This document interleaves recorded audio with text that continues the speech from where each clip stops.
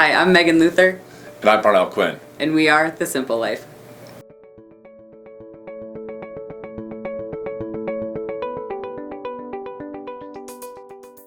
Today we're going to talk about new legislation that's being proposed to allow ADUs, or auxiliary dwelling units, or accessory dwelling units, for single-family residences in the entire state of Colorado, actually.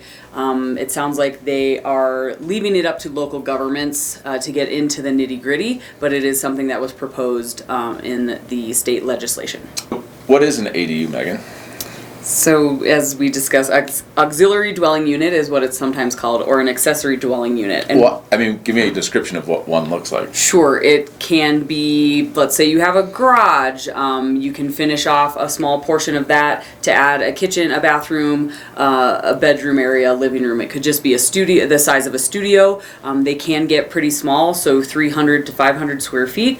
But essentially what it is a separate living area that has those amenities that would qualify as another dwelling unit that is separate from the actual home. You take, like Megan said, any part of your house, a garage, a spare bedroom.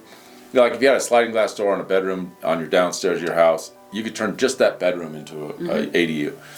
And then what that ADU does is it allows you to rent it for less because you can get grants, you get reduced fees. So you're able to rent that portion of your house out to somebody that's trying to live in your area, that, you know, might be a dishwasher, a cook, a doctor, even a temporary nurse, what are those? Teachers, anybody. Teacher, traveling nurse, those things. So anybody could rent an ADU. What it also does is it helps the homeowner own their house, because you now have an income coming in to help you pay your mortgage. And it doesn't have to be income producing, and you don't have to charge rent. No, like correct. I was saying with the multi-generational, it could be a kid that is coming back from college and still looking to, hasn't found his job yet or where they're going to move to, and so they need a place to stay, but they don't want to live with their parents. So there are a lot of different options. Back in the 50s, they had these a lot.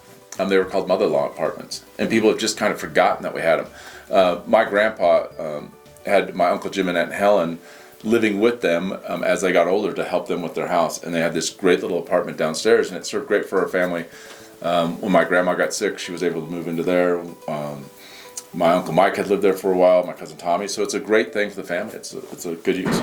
So a quick synopsis on this: what the legislation is saying is you now can house hack your house with an auxiliary dwelling unit and bring income or help another family member with their own apartment inside your house. And we'll continue to do our research and stay informed on these topics, especially how it affects our local markets.